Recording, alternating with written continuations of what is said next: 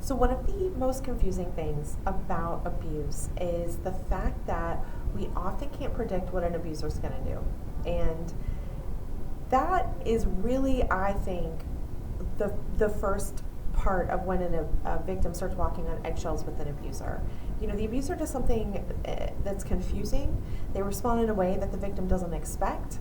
And so then they start just being more cautious. And then as these incidences kind of like get bigger, more extreme, the victim is getting more and more cautious or trying to talk to the abuser and communicate, but a lot of that initial cycle really, I think, starts because the victim is completely confused by what the abuser is doing. And anytime you see these like upside down responses, it's the opposite of what it should be. It is not what a normal person would expect. That's usually a signal that there is something in the abuser's mindset that is off, that is not the norm and not what it should be.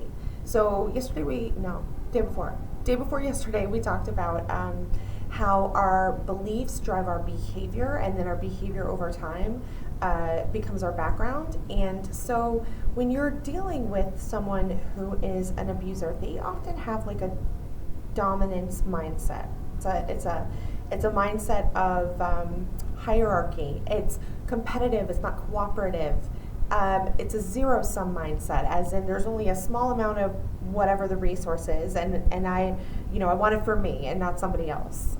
It's selfish or self-focused. So even if you have an unintentional abuser, let's say someone with a lot of anxiety, who instead of coming up with ways to regulate, like self-regulate, they are trying to control everyone around them so that they don't have this anxiety.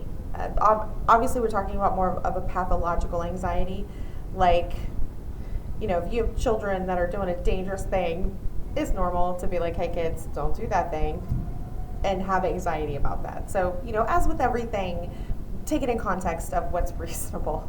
But anyway, so, you have somebody who is revealing how they think, revealing their beliefs through their behaviors. And so when you are having behaviors occur and they are very confusing, that means you do not understand this person. You don't understand their values, you don't understand the way they think, and it take a step back.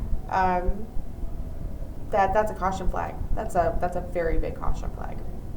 So when someone's response is the opposite of what is normal, that's a signal that their beliefs or thought process is off. And I thought I would give some examples that I see often pop up in these like abuse dynamics. So let's see. The first one is when something good happens to you, they are upset or angry. The normal response, let's reset our normal meter here. Mm-hmm. The normal response when something good happens to you with someone who cares about you is that they are happy and excited for you.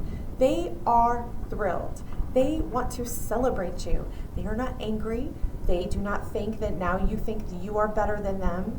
They don't tell you that you're being condescending, or they don't act like you need to be taken down a peg. Like, they're just genuinely happy for you. They don't see that in a hierarchy, that you're now out of place in the hierarchy, and they have big fifis about that, right? And you get the opposite of that too, which is if something bad happens to you, sometimes these people pop out of the woodwork pretending to be supportive, and really they're just digging for your misery. They don't like you, and so they like seeing when you're in pain. They like seeing when you're in a hard time, and then they disappear when things are good again. Like, that's not a friend, right? A friend is someone who's around when things are good and bad. So they don't pop up with delight when things are rough for you. Let's see. Another example is when you are nice to them, they are mean to you. This one definitely, I want to say, is such a big indicator that you are dealing with somebody who sees niceness as weakness, right? Like, they see that as, oh, that is a person who is someone I can take advantage of. That is somebody I don't respect. That is someone I have contempt for, right? They'll see you in a one down position socially, so your status is lower. Like if you, oh, actually, that's a good nuance. So if you are nice to someone and they see themselves as below you, they'll be appreciative. But if you are nice to someone and they see you below them, they see that as weakness. So that's, again, we're getting back to that like dominance mindset, hierarchy mindset, zero-sum game mindset. This is not a person who looks at other human beings from a humanistic perspective. Just that's what's happening here. Let's see. When you try to approach an issue calmly and they get enraged or aggressive, a normal person loves to discuss something calmly. Like, that's, oh, you're coming to discuss this calmly? Great, let's talk about this calmly. Like, to escalate things out of nowhere that's not normal. Like, that's not a normal person thing to do. So if you have somebody who's like escalating things out of nowhere when you're being calm and saying things like, you know, oh, you think you're better than me because, you know, you're calm and you're not, you know, responding this way, like, there's a situation. There's something going on. Now, when I'm talking about this in my mind, I'm imagining like a naive person going to their partner and saying like, hey, you know, I'll give you an example from my own life. And then I'll explain like how in the toxic situation this goes in a different direction. But in my own life, so I start dating my abusive ex, and he's making me food in the microwave. And because I was like busy with something with my son, and he said, "Oh, hey, would you please not heat my food up in like the plastic container? Do you mind taking it out and putting it in like a ceramic, like the bowls?" And I was very calm, kind, asking for something that I thought was reasonable, and he freaked out. How dare I tell him to heat up this food? I mean, it just, and I was sitting there like, what is happening? I'm so confused right now.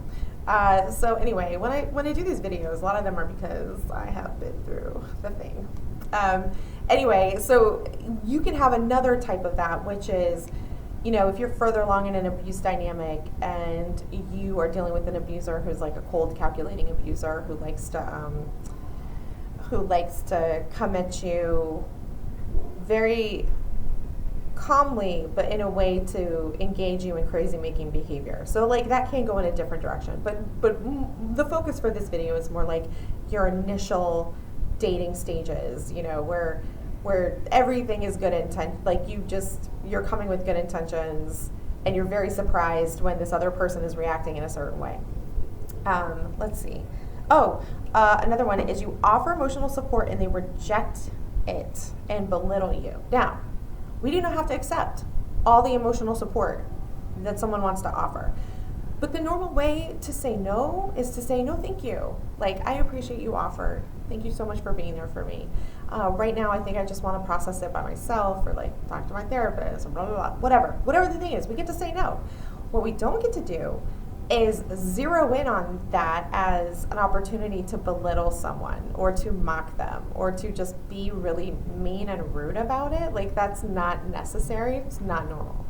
Like, it is not normal to offer somebody help and then they like treat you badly for it. That's what?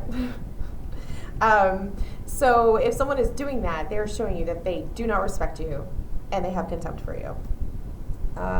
Let's see.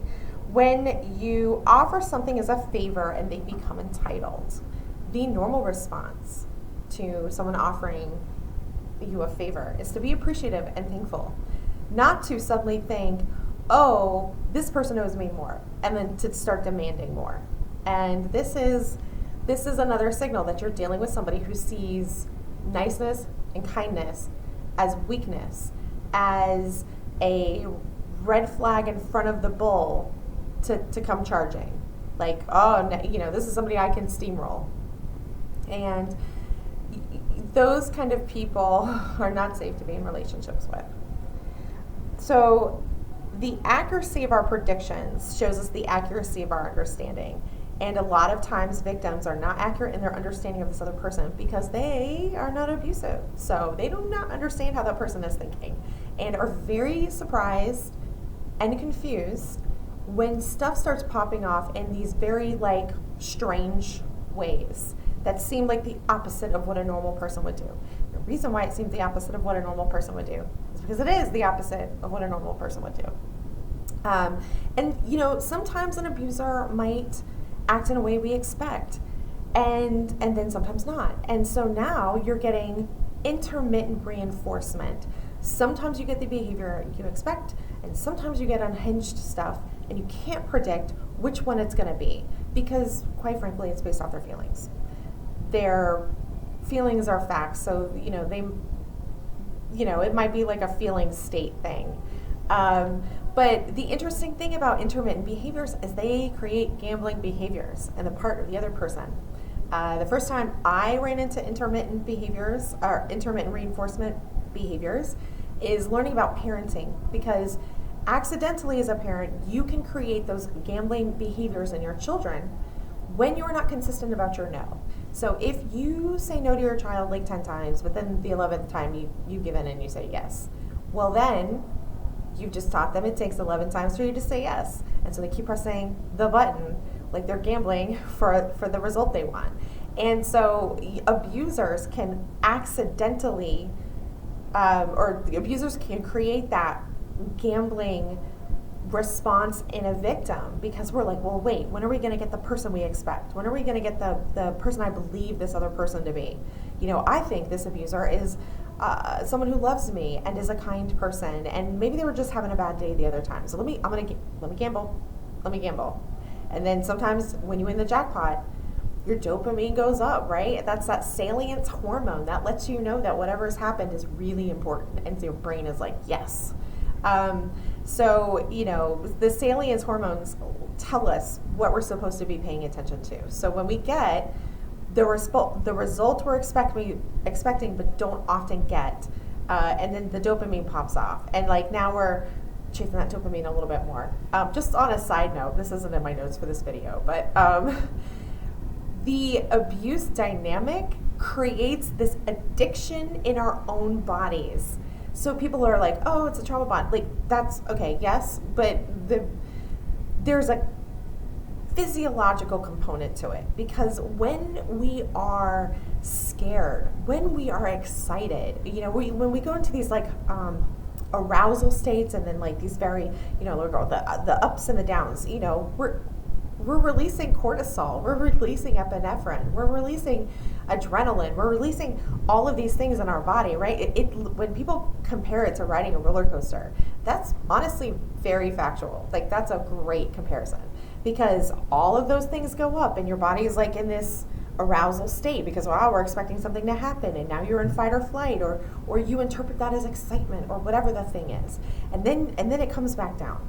And so the higher you go, the lower the lows feel, and then you're like, okay, well, like now I'm missing that, high. It's a high that your own body is created in response to these abusers and the way they treat you. And so then when they're like nice to you, like a normal person, you're so like, oh, like finally, your brain lights up and your heart lights up and you think, yes, finally I've done it, you don't understand. The abuse and the abuser is unintentionally creating, well, or intentionally, depending on the person, creating this addictive response within you. Then you go out and you're like, okay, let me like try and live a normal life in a normal situation, and it just seems so here. It's like everything seems so bland and unexciting, and it's because we've been riding these waves of what are essentially drugs our body creates for us. Anyway, what a fun thing to learn. I hope this makes sense, and I'll talk to you next time.